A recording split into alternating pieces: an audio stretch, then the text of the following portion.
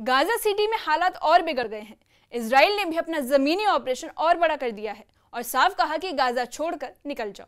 मतलब सोचिए कि वो शहर जो कभी सबसे बड़ा और सबसे आबाद हुआ करता था, अब बिल्डिंग दर बिल्डिंग मलबे में तब्दील हो गया है।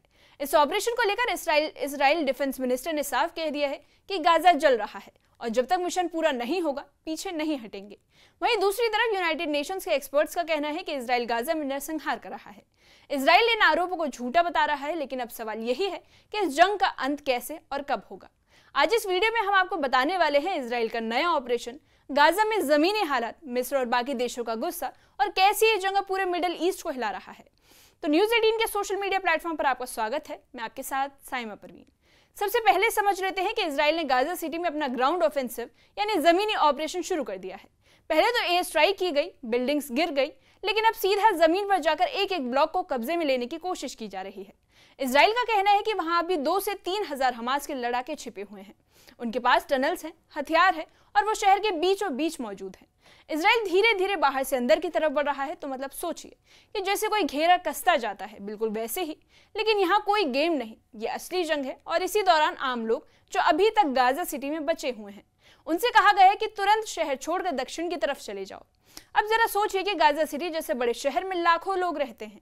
इजराइल ने साफ चेतावनी जारी कर दी है कि जो भी अंदर है वो बाहर निकल जाए।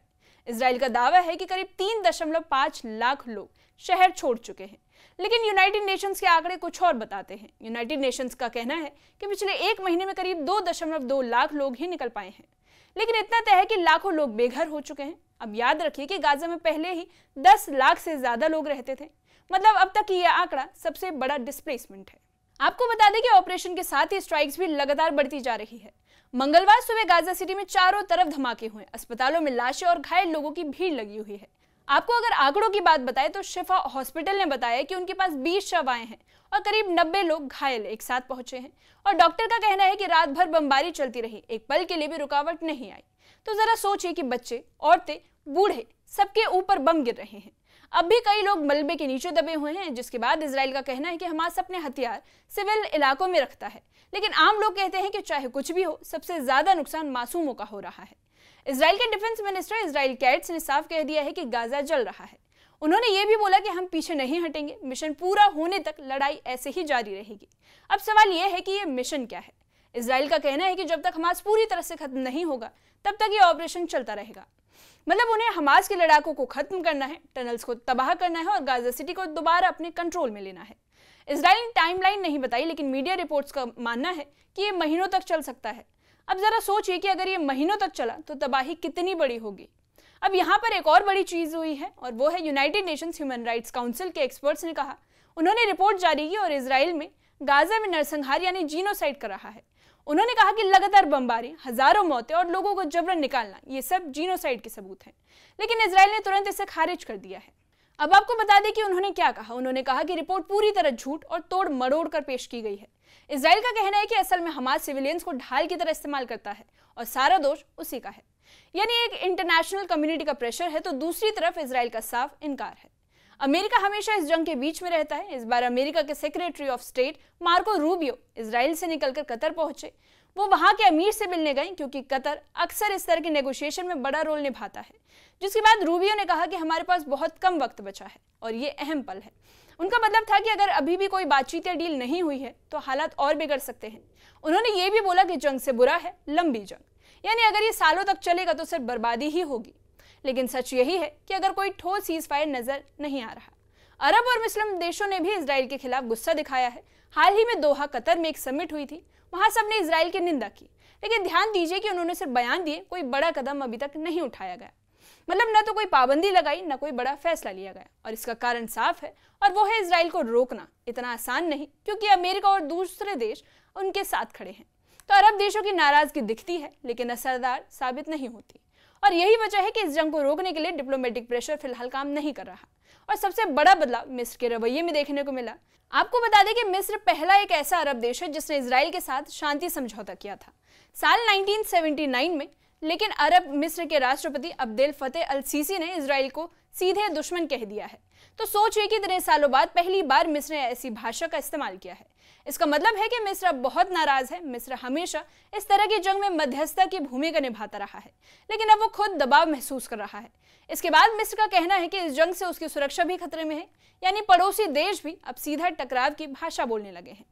इस ऑपरेशन का सबसे बुरा असर आम लोगों पर हो रहा है। गाजा सिटी से पहले ही लाखों लोग बाहर जा चुके हैं।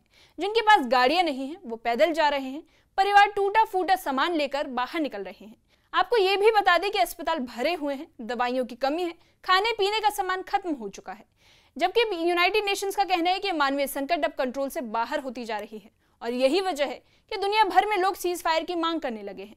अब एक और बड़ा पहलू सामने आता है और वो है हॉस्टेजेस।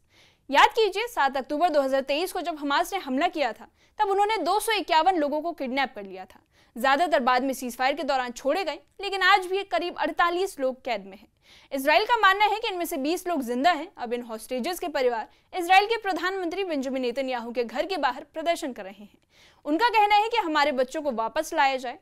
वहीं आपको बता दें कि दूसरी तरफ हमास का कहना है कि वो हॉस्टेजेस कभी छोड़ेगा जब इजराइल सीज फायर करेगा, अपने सैनिक हटाएगा और फिलिस्तीनी कैदियों को छोड़ेगा।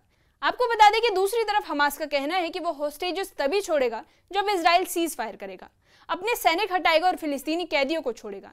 यानी मामला सीधा सीधा कैदी के बदले कैदी जैसा है। लेकिन इजराइल इसे मानने के मूड में नहीं और यही वजह है कि हॉस्टेजेस का मसला और जटिल हो गया है। और इसी बीच परिवारों की चिंता और भी बढ़ गई है। उन्हें डर है कि अगर ऑपरेशन और तेज हुआ तो कहीं वो अपने लोग खो न दे। ये जंग सिर्फ मैदान में नहीं बल्कि घरों के अंदर भी लड़ी जा रही है। अगर आपको आंकड़ों की बात बताएं तो गाजा के हेल्थ मिनिस्ट्री के मुताबिक अब तक करीब 65,000 से ज्यादा फिलिस्तीनी मारे जा चुके हैं। इनमें करीब आधी औरतें और बच्चे शामिल हैं। इसी बीच इजराइल का कहना है कि वो सिर्फ हमास को टारगेट कर रहा है, लेकिन सच्चाई यही है कि सबसे ज्यादा मौतें सिविलियंस की हो रही है।